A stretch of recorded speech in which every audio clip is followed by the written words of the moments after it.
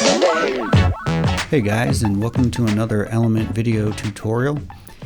Like always, this one's going to be real quick. I just wanted to show the new performance parameters.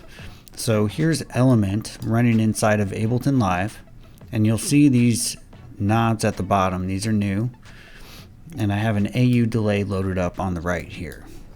So what you do is you right click on any one of the knobs and you pick the plugin parameter that you want to control.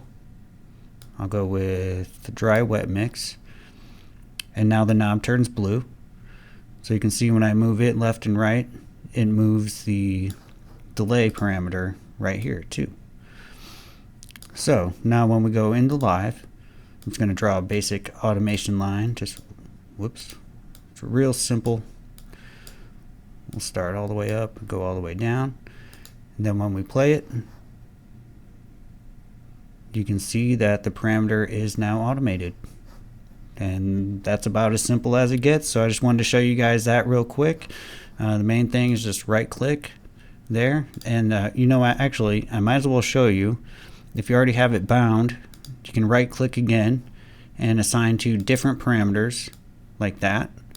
Or if you want to unlink, you can just unlink right here, or click the same one again, and then it'll gray out the knob. So that's it. Thanks for watching, guys, and I hope this has been helpful.